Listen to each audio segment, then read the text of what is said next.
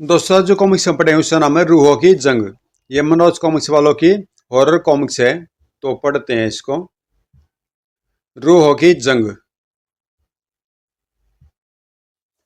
मेरा नाम James Moore's है। मैं एक धनवान व्यापारी हूँ और उसी धन के कारण मेरी हत्या की गई थी।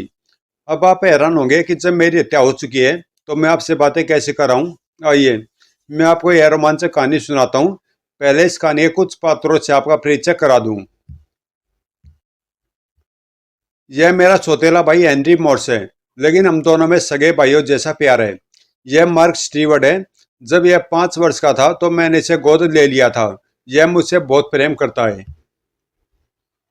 और यह मेरा सेक्रेटरी पीटर है। मैं इस पर बहुत भरोसा करता हूँ। यह भी मेरे साथ ही रहता है। एक रात, सर क्या आप 2 मिनट के लिए मेरे कमरे में आ सकते हैं? एक दिलचस्प चीज दिखानी है। आता हूँ। आधी रात के समय पता नहीं क्या दिखाना चाहता है पीटर। ओह, क्लोरोफॉर्म सूंघने से बेहोश हो गया है। जहर का यह इंजेक्शन इसे खत्म कर देगा 5 मिनट बाद। ओह गॉड, यह मैं क्या देख रहा हूँ? पीटर ने मेरी हत्या कर दी है और अब मैं सिर्फ एक आत्मा हूँ। कमीने, धोखेबाज। क्योंकि अब मैं सिर्फ एक आत्मा था, इसलिए न तो मैं उसे पकड़ पाया और न उसे मेरी उपस्थिति का आभास हुआ। मैं सब कुछ देख तो सकता था, लेकिन कर कुछ नहीं सकता था। यह कमीना अब कहाँ जा रहा है? ओह, यह तो हेनरी के कमरे में जा रहा है। तो क्या हेनरी हेनरी ने मेरी हत्या? नहीं नहीं, यह मैं क्या सोच रहा हूँ। हेनरी ऐसा नहीं कर सकता। क्या खबर है पीटर? मैंने उसे मार डाला। लाश मेरे कमरे में पड़ी है। शाबाश पीटर। अब जेम्स की सारी दौलत का मालिक मैं हूँ। हा हा हा। ओ गॉड, तो मेरी हत्या हेनरी ने कराई है।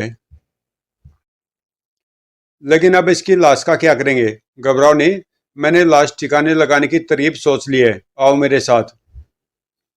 वे दोनों मेरी लाश के पास पहुंचे। हम इसे उठाकर समुद्र में फेंक आएंगे।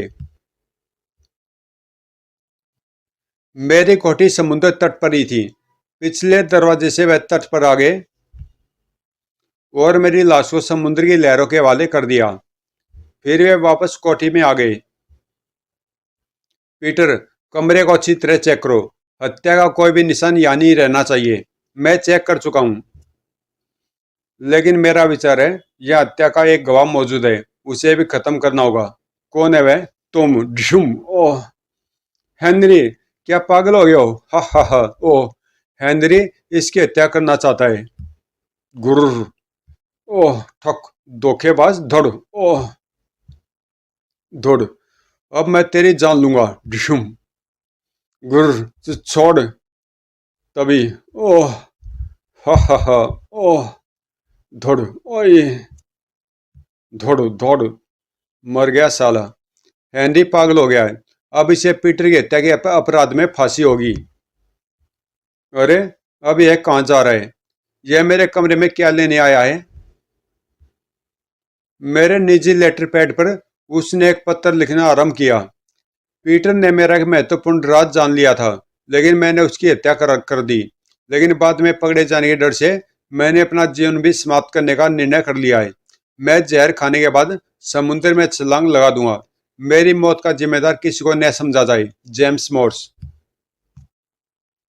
ओ गॉड, यह तो हूबहू मेरी लिखाई है।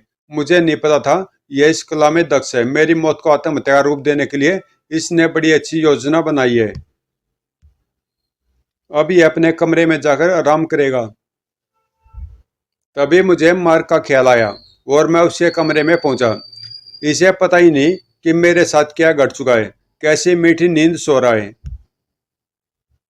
अब मैं क्या करूं? मुझे कोई देख या सुन नहीं सकता। मैं किसी को बता नहीं सकता कि मेरी हत्या हुई है। अपने हत्यारों को मैं किस तरह सजा दिलवाऊं? फिर सारी रात में मार्क के सिरहाने बैठा रहा था।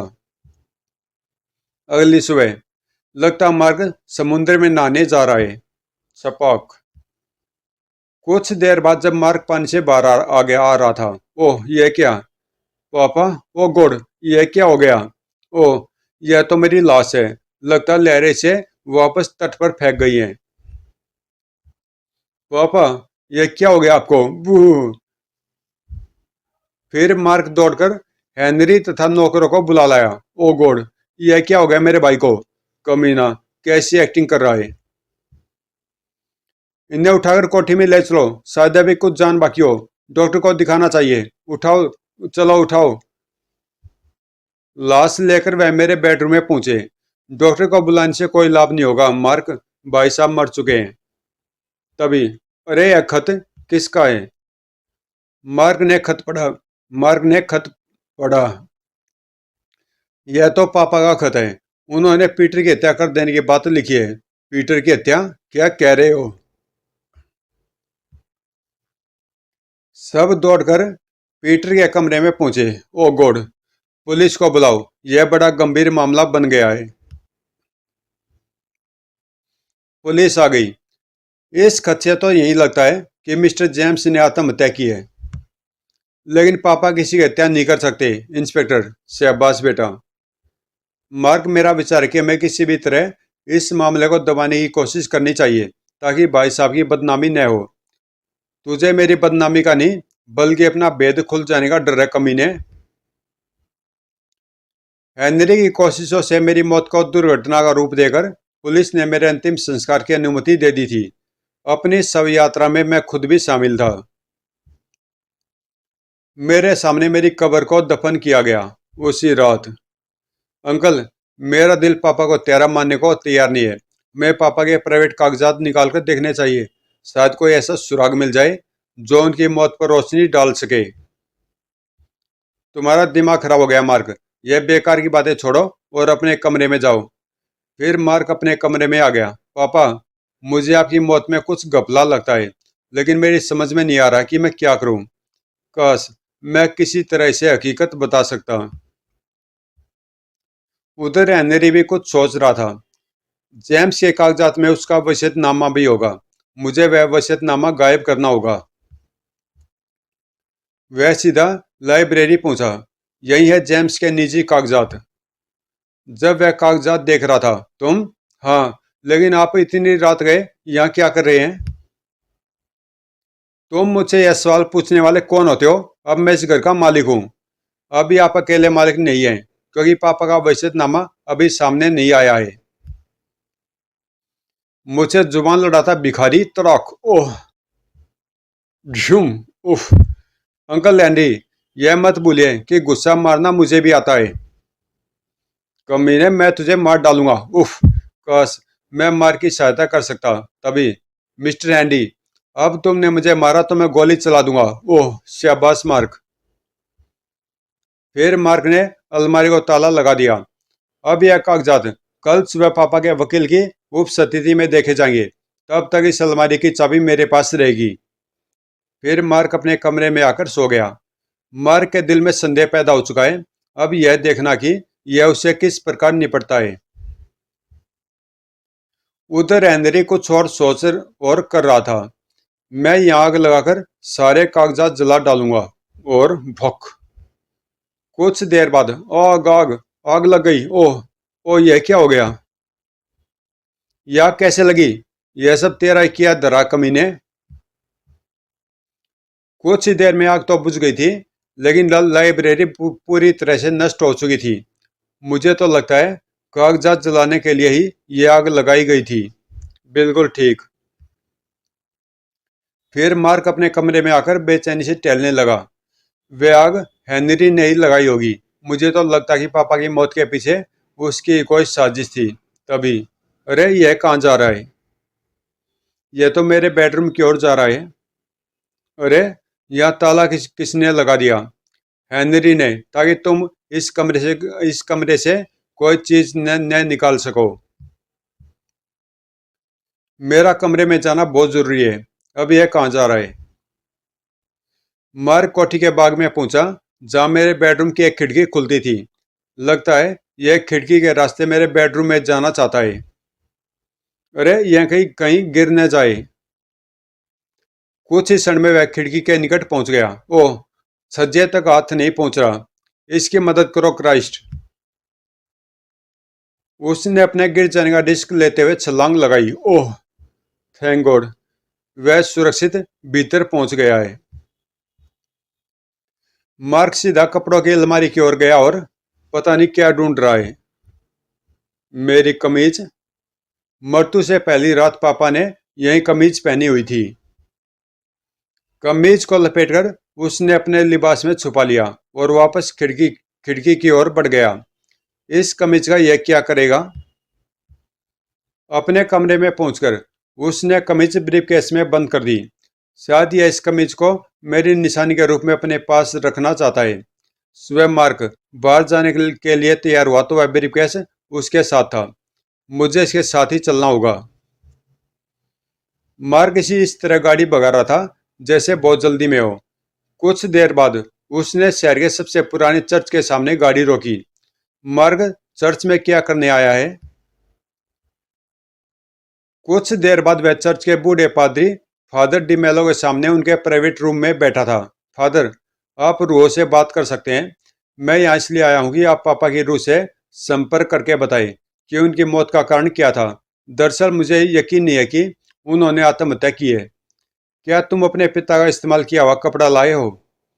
हाँ लाया हूँ फादर, यह लीजिए। तो यह मेरी कमीज यहाँ इसलिए लाया है।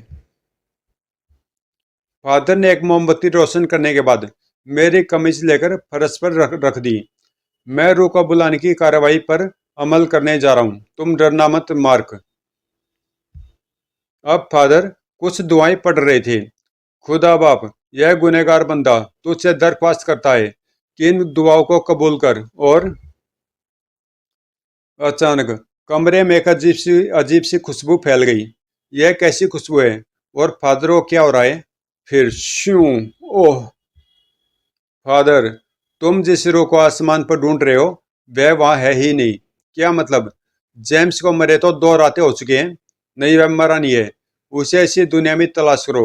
वह जिंदा है। उसकी रूह ने गलती से उसके जिस्म को छोड़ दिया था, जबकि अभी उसके मरने का समय आया ही नहीं था। इतना कहकर वह रूह गायब हो गई। फादर, क्या यह सच था? मेरे पापा सचमुच जिंदा हैं? रूहें कभी झूठ नहीं बोलती मार्क। मगर मैं जिंदा कहाँ हूँ? लेकिन फादर, पापा को तो कब्र में दफन किया जा चुका है। अगर उसकी मौत का समय भी नहीं आया तो मुझे डर है कि उसे तुमने जिंदा दफन कर दिया है। फिर मार्क वहां से पागलों की तरह भागा था। पापा जिंदा है, उन्हें जिंदा दफन कर दिया गया। मैं उनकी कब्र खुदवाऊंगा। वह सीधा पुलिस स्टेशन पहुंचा। मैं पापा की कब्र खुलवाने की इजाजत चाहता हूँ।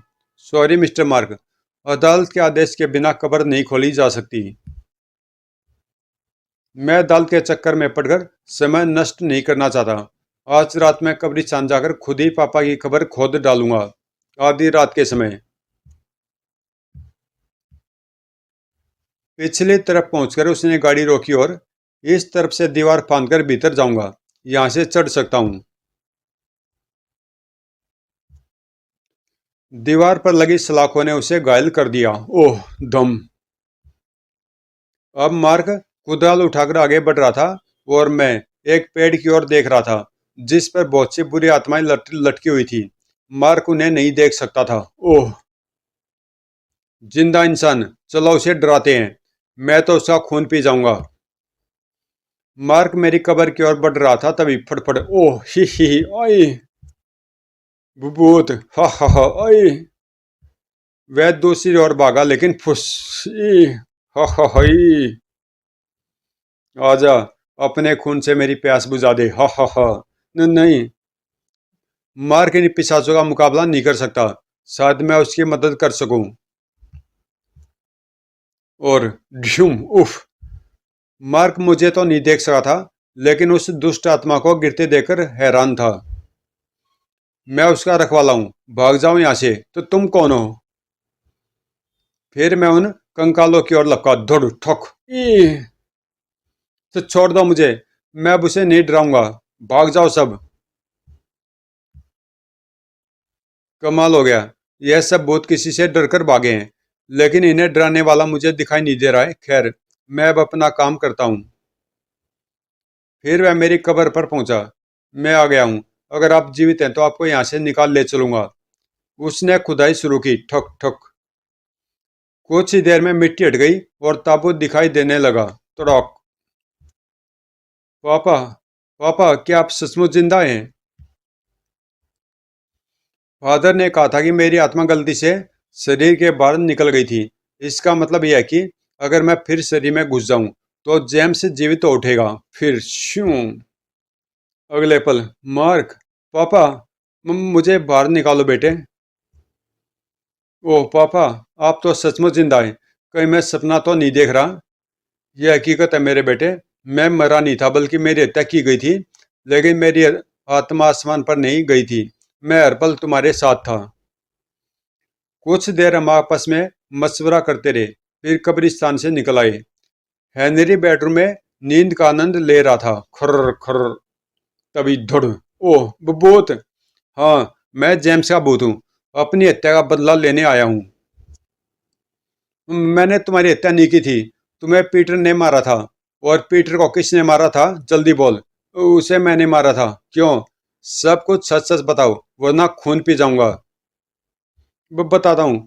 तुम्हारी जायदाद हड़पने के लिए मैंने पीटर को बहलाकर तुम्हारी हत्या करवाई थी। बाद में मैंने पीटर को भी मार डाला ताकि मेरा राज न खुल सके। उसने सच्चाई उगल दी थी। इंस्पेक्टर, अब तुम अंदर आ सकते हो। क्या मतलब? हिलना मत एंडी। हम तुम्हारी कई बातें रिकॉर्ड कर चुके हैं। मैं तुम्हें हत्या के आरोप में गिरफ्तार करता हूँ। इस तरह मेरे हत्यारे अपने इंजाम को पहुंच गए और मैं आज भी जिंदा हूँ। वे अपने इस जीवन के लिए मार्क का आभारी हूँ। अब मार्क ही मेरा इकलौता वारिस है। समाप्त। तो दोस्तों, कॉमिक्स यहीं पे समाप्त होती है। और मुझे तो बहुत ही मजा आया इस कॉमिक्स में। चाहे भले ही सिंपल सी कहानी लगती हो, लेकिन ये एकदम से अनोखी कहानी थी और मुझे बहुत ही मजा आया। पूरी कॉमिक्स में शुरू से एंड तक मतलब ये था कि लास्ट में क्या होगा, एक थ्रिलर सस्पेंस बना हुआ था। और मिलते हैं किसी अगली कॉमिक्स में।